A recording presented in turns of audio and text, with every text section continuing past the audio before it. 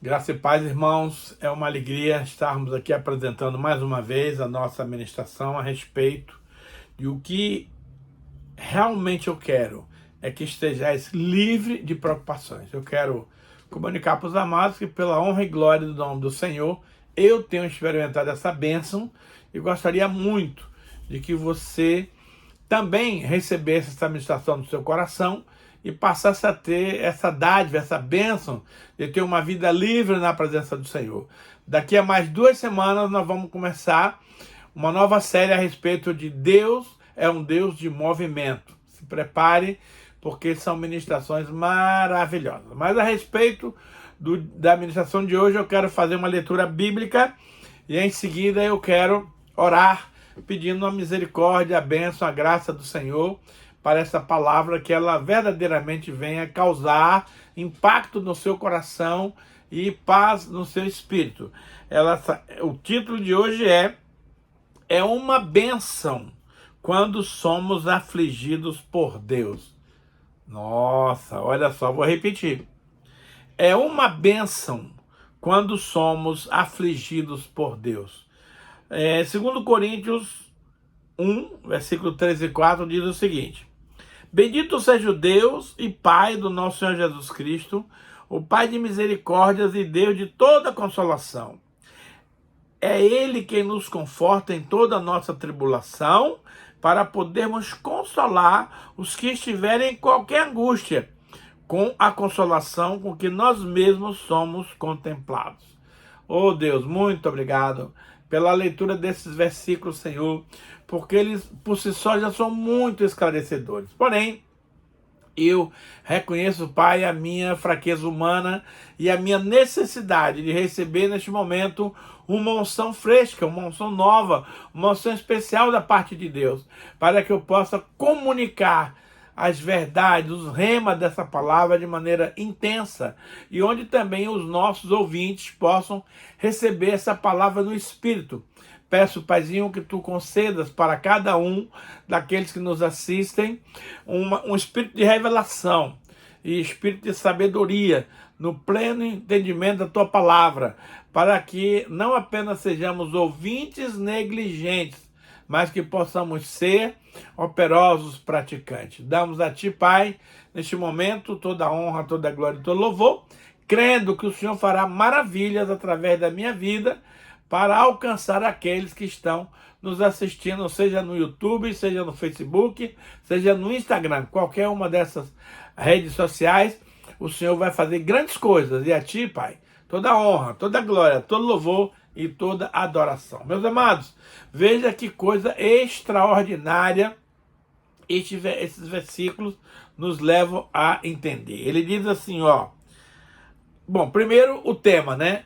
É uma bênção sermos afligidos por Deus. Mas, pastor, você deve estar maluco. Como é que você vê com essa história de que é bênção quando somos afligidos por Deus? Eu vou te provar na palavra e você vai sair daqui altamente esclarecido e nunca mais vai reclamar, nunca mais você vai murmurar a respeito de qualquer provação, de qualquer luta, de qualquer probleminha que você enfrente. Você vai tirar de letra, vai sair vitorioso e vai glorificar o nome do Senhor nosso Deus. Então, o texto de 2 Coríntios 1, de 3 e 4, diz assim, amados, ó: Bendito seja o Deus e Pai de nosso Senhor Jesus Cristo. Glória a Deus. Nós todos sabemos que Deus é o Pai do nosso Senhor Jesus, que Ele é o nosso Pai, mas hoje nós vamos aprender mais um título de Deus extraordinário. Diz aqui que Deus é o Pai das misericórdias e é o Deus de toda a consolação. Olha só, meus amados, que coisa tremenda. É Ele que nos conforta em toda a nossa tribulação. Agora, para quê? Por quê? Ele nos conforta em toda a tribulação pela qual nós passamos, para podermos consolar os que estiverem em qualquer angústia. Veja, se eu e você não tivermos passado pelas provações, pelas lutas e não tivermos vitória, como que nós vamos ajudar aqueles que nos procuram angustiado, problemático, cheio de situações? Então Deus Primeiro, ele ministra ao seu e ao meu coração algo poderoso da parte do Pai, para que você tenha autoridade, para que você tenha sabedoria, para que você tenha unção, para consolar aqueles que nos procuram, também vivendo em angústias, em situações de dificuldade. Então Deus, Ele não manda você fazer algo no escuro, Ele não manda você fazer algo empiricamente, Ele não manda você, vai lá e te vira, maninho. Não, não, não, não. Primeiro de tudo, Ele nos consola e nos conforta nas nossas tribulações. Ou seja, Deus nos manda tribulações para nos treinar, para nos adestrar, para nos dar sensibilidade, para nos dar compreensão daquilo que estamos passando, para que nós não venhamos nos revoltar, nos reclamar, questionar. Não, pelo contrário. Quando eu entendo que a provação tem por objetivo me preparar para um degrau maior de fé, automaticamente eu vou receber de bom grado essa tribulação, porque é o momento, querido, de Deus nos consolar, de Deus nos confortar, de Deus nos mostrar saídas para a situação crítica que você possa estar vivendo. Então, Ele está nos treinando, a você e a mim, para ajudar os nossos amigos, parentes, filhos, colegas de trabalho, irmãos em Cristo. Primeiro ele nos prepara com a bênção da consolação e do conforto, para que eu e você também possamos alcançar o nosso irmão, o nosso parente, o nosso amigo que está vivendo em grande dificuldade. Olha só que riqueza de palavra. É Ele, Deus, quem nos conforta em toda a nossa tribulação, para podermos consolar os que estiverem em qualquer angústia. Claro que se eu não tiver passado primeiro pela situação, como é que eu vou entender o que o meu irmão está vivendo? Querido, o evangelho é algo prático, é algo vivencial, é algo que nós vivemos no nosso dia a dia. Então, primeiramente, eu tenho que experimentar a bênção, a libertação, a graça, o amor, o consolo de Deus, quando eu estiver em alguma angústia, para que eu esteja agora preparado para atender, para abençoar, para ajudar aquele meu amigo, aquele meu colega, aquela minha esposa, meu marido, meu filho, meu colega. Deus é maravilhoso, querido. Ele não deixa você ser provado à toa, de graça, sem objetivo. Não. Quando passamos por tribulações, é porque Deus tem algo em mente e Ele quer te usar para isso. Então ele coloca aqui que nós estivermos em qualquer angústia, com a consolação com que nós mesmos somos contemplados por Deus. Então eu acho essa passagem extremamente inteligente, maravilhosa, e cada vez mais eu sou grato a Deus por Ele me amar tanto, por Ele cuidar de mim e ainda me preparar para atender pessoas que Ele vai mandar ao meu encontro. E se prepare, amado. E depois desse treinamento, vão vir pessoas para você atender e você terá que usar da mesma misericórdia, do mesmo amor, da mesma bondade com a qual Deus nos tratou, Deus nos auxiliou, Deus nos ajudou. Eu gosto muito de um versículo de Salmo 119, versículo 67, que ele diz assim: antes de ser afligido, olha só, eu andava errado, mas agora guardo a tua palavra. Então a aflição que Deus manda sobre nós tem um propósito. Olha o que nos diz o Salmo 19, verso 12 em diante. Ele diz assim, ó: quem há que possa discernir suas próprias faltas? Ninguém. Aí ele continua: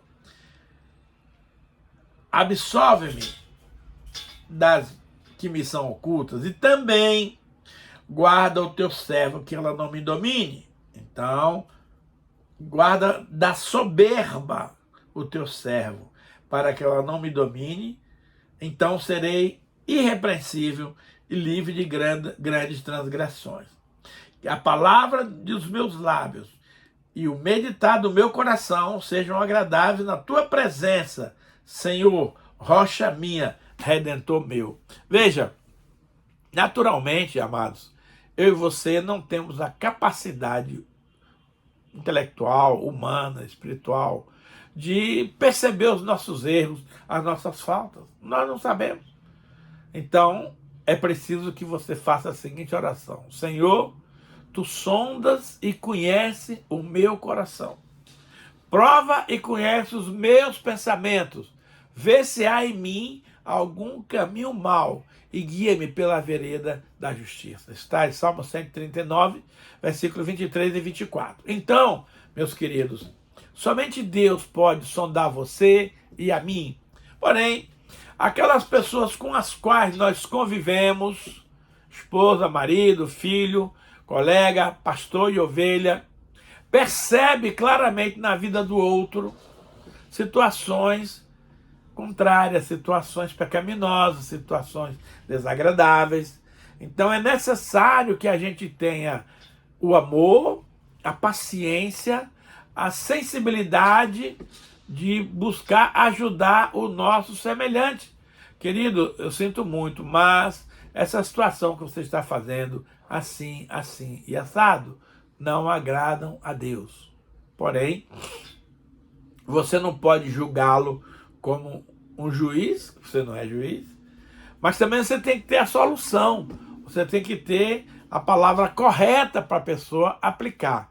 E aqui o salmista é muito claro, ele diz assim: Senhor, guarda-me da soberba. Irmãos, deixa eu lhe dizer algo que você não vai gostar. Todo ser humano tem uma raiz de soberba no seu coração. Isto é fruto da nossa descendência adâmica. Quando Adão pecou, ele passou no seu DNA todas essas malignidades para a sua geração. Então você não peca porque você ensinou seu filho a pecar. Você não peca porque você é um mau caráter. Não, você peca porque a semente do pecado está implícita, está dentro de nós. Jesus fala que há um espírito de morte que nos ataca continuamente para nos fazermos errar o caminho, pecar contra o Senhor, fazer coisas que desagradam a Deus. Porém, eu amo Romanos 8, 1 e 2, que diz assim: nenhum, agora, ele usa esse termo, esse advérbio tremendo. Agora, porém, isso ele vem falando anteriormente das pessoas aceitarem a Jesus como seu único Senhor e Salvador. Agora, porém, olha só, nenhuma condenação há para aqueles que estão em Cristo Jesus. Você não pode pegar esse versículo aqui e generalizar para todo mundo. Não. Olha só, preste bem atenção. Nenhuma condenação há para aqueles que estão em Cristo Jesus, que vivem pelo Espírito Santo, no seu Espírito, não pela carne. Então, porque agora você tem o Espírito de vida de Jesus habitando em você. E esse Espírito de vida de Jesus em nós nos evita de pecar contra as coisas de Deus. Agora, você tem liberdade, você tem livre-arbítrio. O Espírito Santo vai lhe dizer: ô queridão, essa sua atitude assim, assim, assada é pecaminosa. Se você é um cara temente a Deus, se você é um cara de coração quebrantado, você vai reconhecer o seu erro, vai se humilhar, vai pedir perdão e não vai fazer mais. Mas você tem o direito de engrossar o pescocinho e dizer: não tem nada a ver, eu vou fazer porque eu quero, porque eu estou afim. Deus não te obriga a nada. Deus sinaliza a sua vida e a minha com indicações para o bem. Agora, cabe a nós, amados, acatar essas orientações, praticá-la no nosso dia a dia para ser bem-aventurado. Então, veja bem, quem é nascido de Deus, existe dentro dele o espírito de vida que Jesus nos dá. Quem tem o espírito de vida não está sujeito ao espírito de morte que nós tínhamos antes de aceitar Jesus. Agora você peca, meu irmão, desculpa lhe dizer, de mau caratista que você é. Não porque você não saiba, não porque você não tenha recursos espirituais em Deus para se livrar dos pecados. Então preste muita atenção. Você vai continuar sendo livre no Senhor, mas você foi liberto para a salvação. Você foi liberto para o bem. Você foi liberto para ser feliz e não para ficar escravizado das obras de Satanás, que durante muitos e muitos anos nós fomos escravos dele. Então veja bem, quem aceitou Jesus verdadeiramente como o Senhor e Salvador da sua vida, nele habita o Espírito de vida de Jesus. E nessa altura do campeonato, aquele espírito de morte que habitava em nós foi embora. Mas, mesmo assim, você ainda está sujeito a pecar, porque o pecado é inerente à raça humana. Porém, se você for uma pessoa zelosa, você vai se livrar dessas tentações e vai tirar de letra. Então, foi bom, olha o que o versículo diz, eu ter passado pela aflição. Porque se eu não tivesse passado por aflição, o Senhor não poderia consolar meu coração, o Senhor não poderia me dar vitória, o Senhor não podia mostrar as coisas erradas que eu fiz, para que agora eu possa consolar a outros que estão nessa mesma aflição. Ainda um outro texto de Salmo 119, 71, 4 versículos depois desse aqui, diz assim, ó, foi-me bom ter passado pela aflição, para que aprendesse os teus decretos. Então, meu querido, é aquela velha história. Nós vamos ver daqui a pouco que, irmãos, sendo por motivo de todo gozo, toda alegria, o passares por várias provações. E aí nós vamos conhecer a perspectiva das nossas provações para que nós possamos nos alegrar nelas. Porque você, alegrando ou não, vai passar. Então é melhor que você passe consciente, feliz, animado, do que passar emburrado, passar de má vontade, passar bronqueado, como muita gente que não entende esse princípio passa. Ah, mas eu sou fiel, faço isso, faço aquilo, estou sempre angustiado, estou sempre provado, estou sempre sendo testado. Meu amado, até o céu nós vamos ser testados e provados toda hora, todo dia. Então não é novidade, isso faz parte. Querido, deixa eu lhe dizer algo que você vai ficar meio que escandalizado. O diabo ganha para nos tentar. Ele ganha para isso. Agora, você, como um cristão verdadeiro, não vai cair nas garras do diabo. Não vai cair nas tentações do maligno. Por isso que na oração do Pai Nosso ele diz, Senhor, livra-me das tentações. Porque elas vão vir. Você é que decide o que faz. Eu acho tentação uma bênção. Porque na tentação eu posso mostrar para Deus que eu sou fiel, que eu sou obediente, que eu sou temente a Ele e vou tirar de letra. Mas a maioria das pessoas tropeçam e na hora da tentação cai igual um patinho na lagoa. Agora vem com aquela desculpa esfarrapada. Ah, pastor, mas a carne é fraca. É? Mas seu espírito é forte. Quem manda em você? A tua carne ou teu espírito? Realmente a carne é fraca, Jesus falou. Mas eu não posso viver pela carne. Eu tenho que viver pelo espírito, que é vindo de Deus, que está em linha com Deus, e não com as coisas do mundo, com as coisas do maligno. Então, meus amados, eu e você precisamos ter uma outra visão, uma outra compreensão das dificuldades, das lutas, dos problemas, para que a gente entenda como viver esse mundo mal, viver bem. Esse é o desafio. Viver bem neste mundo mal. É isso que Deus tem para você e para mim. Agora, veja bem, em João 16:33, o próprio Jesus fala sobre... Uma vez eu vi na televisão um desses tele-evangelistas dizendo assim, você não tem que passar por tribulação. Se você está passando por provação, sai da sua igreja e venha para a nossa, que aqui você não tem tribulação. Eu quero dizer que esse cara é um mentiroso deslavado. Por quê? Não é porque a minha igreja é isso ou aquilo que eu vou passar por mais ou por menos tribulação. Olha, quem falou essa palavra aqui, meu amado, que eu vou ler, foi o próprio Senhor Jesus Cristo. Ele disse assim, ó, estas coisas vos tenho dito para que tenhais paz em mim. No mundo passais por aflições, mas tende bom ânimo, eu venci o mundo. Então observe uma coisa, as provações do mundo fazem parte do nosso dia a dia. Não adianta correr, não adianta reclamar, não adianta murmurar, elas vão existir. A reação que você vai dar para ela é que faz toda a diferença.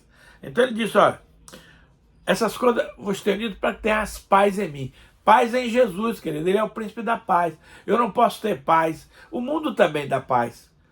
Quando a minha conta no banco está azul, quando está tudo correndo a favor, quando está tudo maravilhosamente bem, eu tenho paz. Ei, isso não é paz, não. A paz é ter a quietude no momento da tribulação. É viver a guerra em paz. Isso é a diferença. A paz é interior. A paz não é exterior. Então o mundo também dá paz, querido, mas é uma paz passageira. É uma paz efêmera, é uma paz que não tem duração. Esse negócio de você estar em paz quando tudo está correndo bem não tem sentido. Eu quero ver na hora que a coisa aperta, você viver na paz do Senhor. É o que ele disse aqui. Essas coisas vos tenho dito para que tenhas paz em mim. A minha paz é em Jesus, não é no dinheiro, não é na saúde, não é na enfermidade, não é no pastor, não é na ovelha, não. A verdadeira paz está em Jesus. Ele diz isso em João 14, 27, deixo-vos a minha paz vos dou, não a dou como o mundo dá, mas eu dou para você ter a tranquilidade de superar as dificuldades que estão no seu caminho. Deixo-vos a minha paz, a paz de Jesus, vos dou. O diabo também dá paz, irmão. Paz passageira, uma paz efêmera, uma paz comprometida. Eu não quero essa paz para mim. Eu quero a paz de Jesus. Então ele diz lá, essas coisas eu tenho dito para que tenhas paz em mim. No mundo tereis aflições. Eu costumo brincar com as pessoas, quando elas vêm reclamar da dificuldade, eu falo assim, ô queridão, você quer ficar livre das tribulações? Quero! Então morra. Simples. No céu não vai haver aflição. Aflição é coisa da terra. Então eu preciso aprender a conviver com essas aflições para tirar de letra. E é isso que Deus quer fazer com você e comigo. Então, você não quer ter tribulação? Não quero. Morra! Morreu, acabou. Aí não vai ter mais tribulação. Se você for para o céu. Porque se você for para outro lugar, aí o negócio vai pegar. Aí vai ficar pior, muito pior. Então Jesus nos dá uma palavra muito assertiva, quando ele diz que ele venceu o mundo. Essas coisas eu vos tenho dito, para que tenhas paz em mim. No mundo passais por aflições. Ponto final. Todo mundo vai passar. Você e eu não somos melhor do que os outros. Mas, aqui tem uma conjunção adversativa. Tende bom ânimo. Eu venci o mundo. Glória a Deus. Jesus está em você? Tá. Ele está em mim também. Portanto, não há nenhuma aflição que possa me vencer. Porque Jesus já venceu todas. E ele me traz essa paz maravilhosa. Agora, olha só, Tiago 2,13 diz assim, porque o juízo é sem misericórdia para com aquele que não usou de misericórdia. A misericórdia triunfa sobre o juízo. Amado, nós temos o péssimo hábito de ser um juiz rigoroso. A gente quer julgar todo mundo, a gente quer opinar sobre todo mundo, a gente quer dar pitaco em todo mundo. Ei, Jesus é misericordioso? Claro. Você gosta que Jesus use de misericórdia com você? Claro. Então, meu querido, a recíproca também é verdadeira. Se eu e você não usarmos dessa misericórdia de Deus para com os nossos amigos, parentes, e conhecidos, colegas, Deus simplesmente não vai usar de misericórdia com você. As coisas são relativas. Agora, um versículo muito interessante que eu gosto muito é Romanos 8, 28. Ele diz assim, sabemos que todas as coisas cooperam para o bem daqueles que amam a Deus, daqueles que são chamados segundo o seu propósito. Veja bem, quando você lê um versículo como esse, você só pensa no lado bom das coisas. Sabemos que todas as coisas boas, entre aspas, cooperam para o bem daqueles que amam a Deus. Não está descrito isso no versículo, não. Está escrito assim, sabemos que todas as coisas, boas e ruins, cooperam para o bem daqueles que amam a Deus. Semana passada eu dei uma ilustração da minha vida, do que Deus fez através desse versículo. Então, hoje eu não vou falar sobre isso, mas eu vou dizer para você que Deus também pode mandar o bem para você, pode mandar o mal. Então, cabe a você saber discernir essas coisas e trafegar seguro rumo à pátria celestial. Então, as coisas cooperam para o bem, sejam elas boas ou ruins, mas é para aqueles que amam a Deus. Você não pode pegar esse versículo aqui e generalizar para toda a humanidade. Não, não, não. Sabemos que todas as coisas cooperam para o bem daqueles que amam a Deus. Segundo, daqueles que são chamados segundo o seu propósito. Esse versículo aqui não é aplicável para toda a humanidade. Negativo.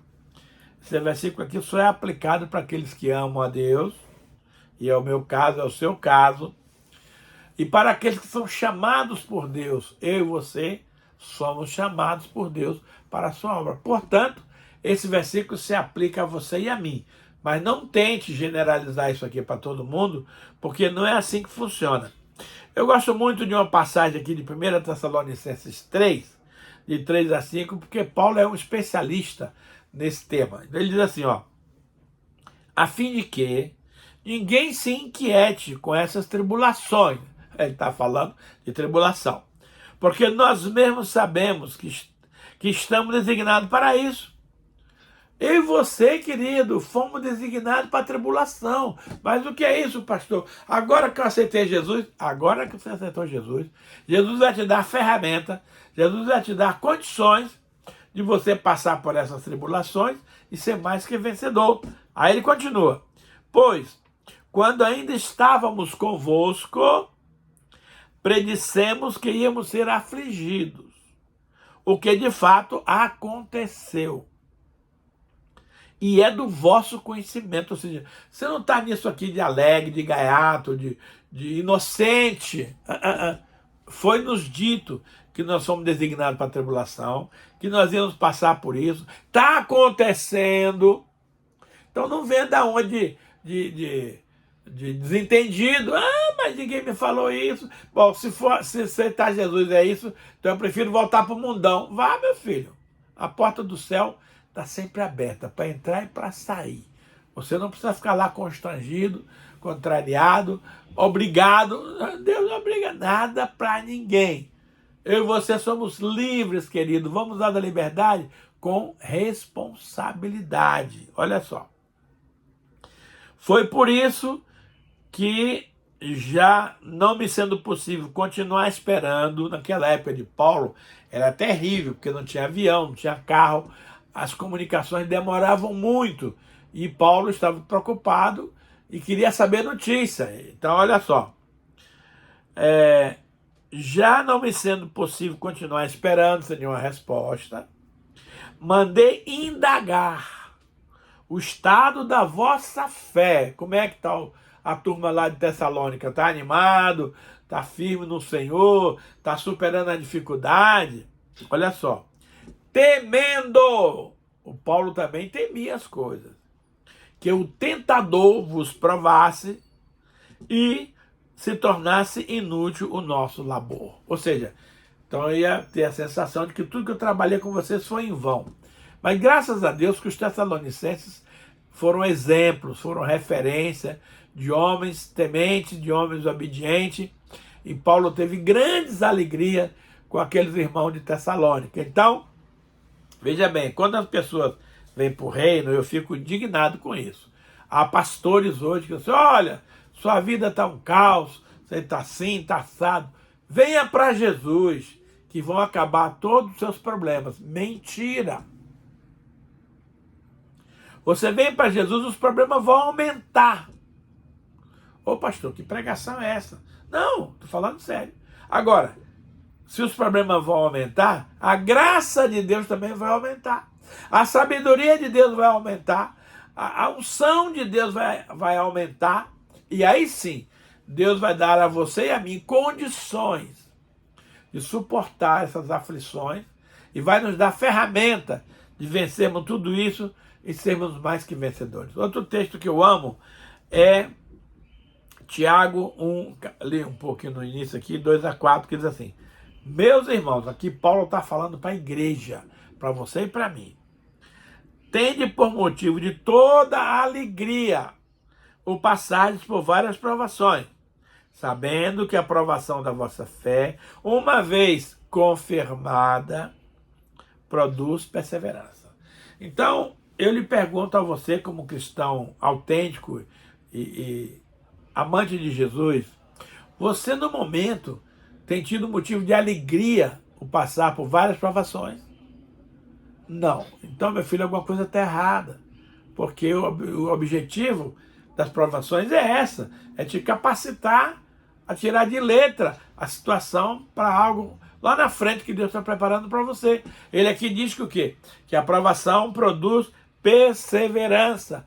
Meus amados, como tem cristão no reino de Deus desistindo fácil das coisas. Hoje vivemos o mundo das facilidades. Então, ou as coisas de Deus são muito rápidas e fáceis, ou você não quer. Ei, Deus não trabalha com isso, não. Ele manda as tribulações para você aprender a ser perseverante. Olha o que ele diz aqui. Ora, a perseverança deve ter ação completa, para que sejais perfeitos e íntegros, e em nada deficiente. Então, meus amados, você precisa ter uma visão espiritual de Deus a respeito dessas situações. E o versículo 12 de Tiago 1, ele é fantástico. Ele diz assim, ó: bem-aventurado o homem que suporta. Ele não está dizendo que é fácil, que vai ser moleza, que você vai tirar de letra. Não, suporta, aguenta o tranco. Fica lá perseverante, resiliente. Que suporta com perseverança. Eu gosto de uma passagem que está lá de Hebreus 12, que diz que nós temos que olhar para o autor e consumador corramos a carreira com perseverança. Deixa eu falar uma coisa para você, meu irmão. A vida cristã é uma corrida de obstáculo, cheio de cavalete. Você pula um, tem outro, pula um, tem outro, pula um, tem outro. Até você chegar no alvo, você vai ter muito cavalete para pular. É a realidade espiritual que nós vivemos. Então ele diz assim: uma vez confirmado, então a tribulação, querido, ela tem um objetivo: testar a minha e a sua perseverança, a minha e a sua fé. O problema é, meus queridos, que muita gente boa tropeça nesse teste, porque eles são provados e reprovam. Eles não são aprovados. Mas eu quero te dizer, meu querido, que há uma bênção especial de Deus para aqueles que são aprovados na tribulação. Porque se você for desaprovado na tribulação, você está com problema.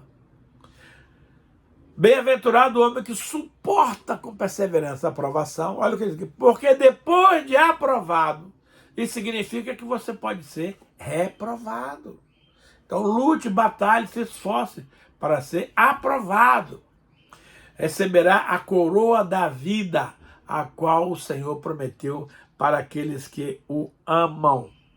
Então veja, meus queridos, que há uma coroa que Deus prometeu para você e para mim. Então, mas só vai ganhar essa coroa aqueles que forem aprovados. Se você for reprovado, já era a coroa. Essas coroas, meus irmãos, nós vamos levar e entregar aos pés do nosso Pai Celestial. Ó Senhor, aqui está a minha conquista e eu quero dedicá-la ao Senhor. Não é para você dar uma de maneca fogueteiro e ficar desfilando no céu para lá e para cá com a coroa na cabeça. Não, não, não, não. A coroa é a prova de que você conquistou algo importante, algo difícil, algo grande. Por isso que lá em Apocalipse, cuidado, para que ninguém tome a sua coroa. Tem muita gente boa de olho na sua coroa. Embora ele não vá poder usá-la, mas ele quer tirar de você para você ficar sem coroa. Preste bem atenção. Bem-aventurado o homem que suporta, a mulher também, Com perseverança, a aprovação. A aprovação vem. E você vai ter que ser aprovado ou reprovado. O meu desejo, e eu me esforço para isso, é que você e eu sejamos aprovados. E aí a gente possa garantir para nós a coroa da vida, a qual o Senhor tem reservado para aqueles que o amam. Mas por que o amam? Claro, porque se você ama a Deus, você vai se esforçar sobremaneira para ser aprovado, para vencer a tribulação e para agradar aquele que te chamou e aquele que me chamou.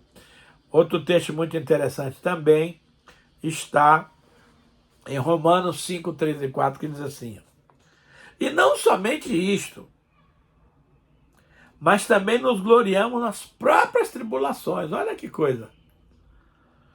Sabendo que a tribulação produz perseverança. Falou isso lá em Tiago, está falando aqui agora em Romanos. Produz perseverança. A perseverança, por sua vez, produz experiência. Se você não passar pela perseverança, você não vai alcançar experiência nas coisas de Deus. E a experiência produz esperança. Não, eu posso esperar com fé, porque a minha bênção virá no tempo certo do Senhor. E no versículo 5 diz assim: e a esperança não confunde, porque o amor de Deus foi derramado em nosso coração pelo Espírito Santo que nos foi outorgado. Então é depois de todo esse processo de perseverança, de aprovação, de esperança, de experiência, que o Senhor vai colocar dentro de você e dentro de mim o seu Espírito Santo para nos encher do amor, da alegria, da graça e do poder do nosso Deus. Em Hebreus, também é um texto muito rico, 12, 5 a 8, diz assim: e estáis esquecido da exortação que, como a filhos, discorre convosco. Filho meu, não menosprezes a correção que vem do Senhor, nem desmais quando por ela és reprovado. Porque o Senhor corrige a quem ama e açoita todo filho que recebe. É para a disciplina que perseverais. Deus vos trata como filhos, pois que filho há que o pai não corrija?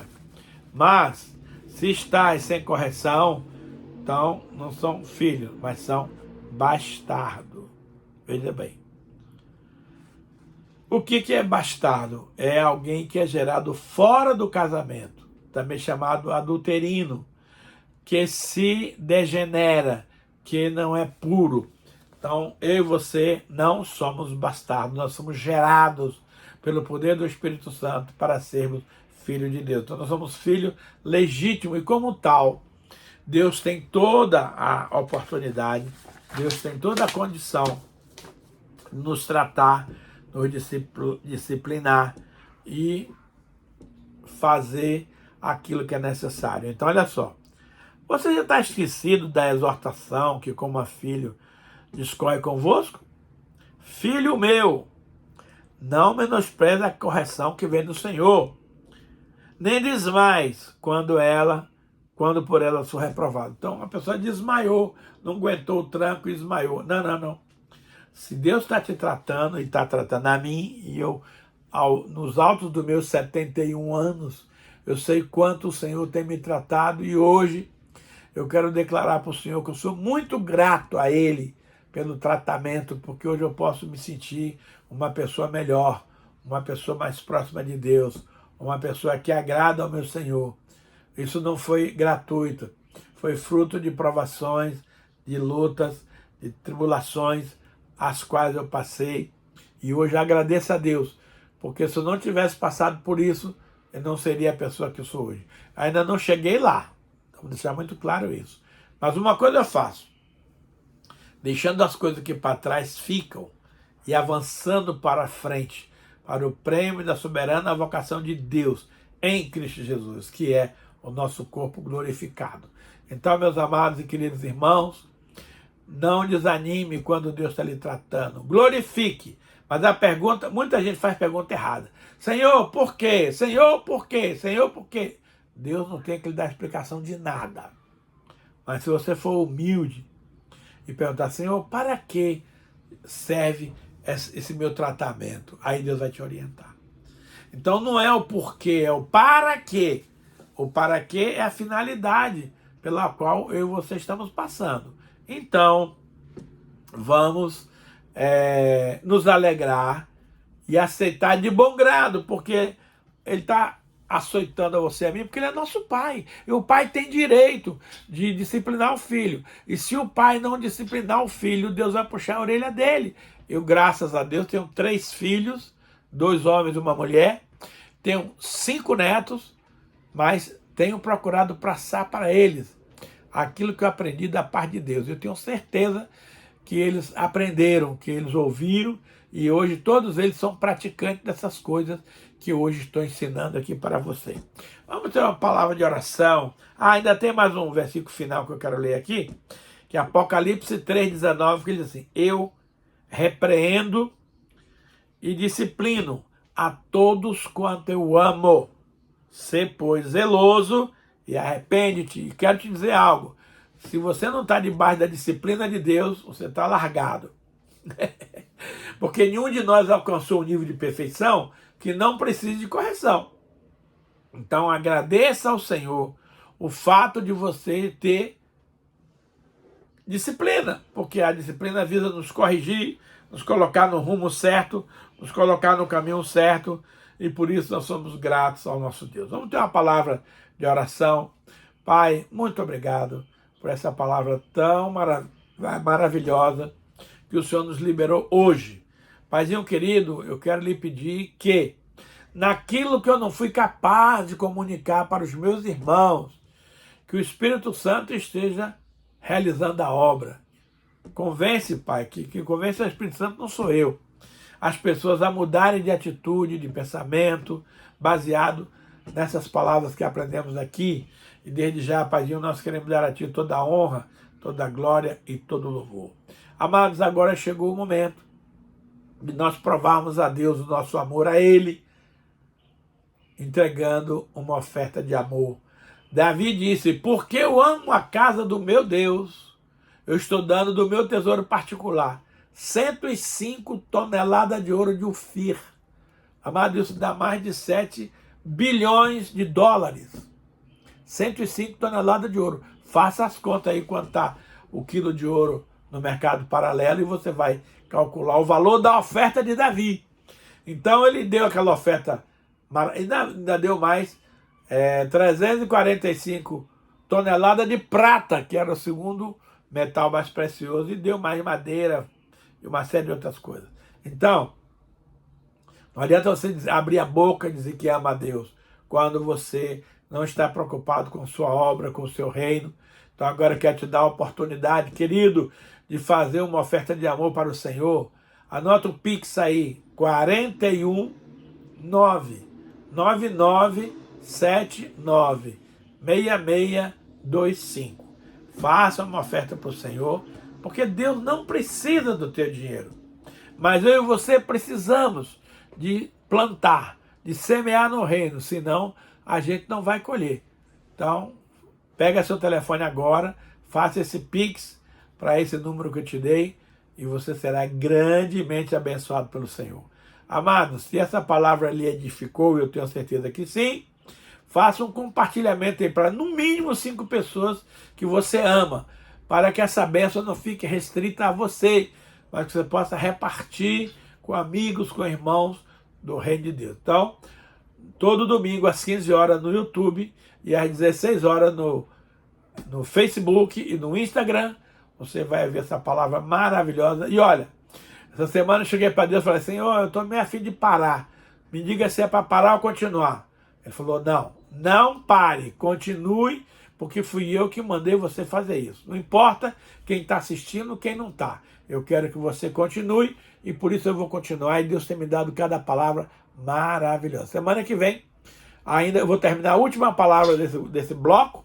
E na outra semana, nós vamos falar sobre Deus é Deus de movimento. Você vai ser muito impactado com isso. Em nome de Jesus. Amém.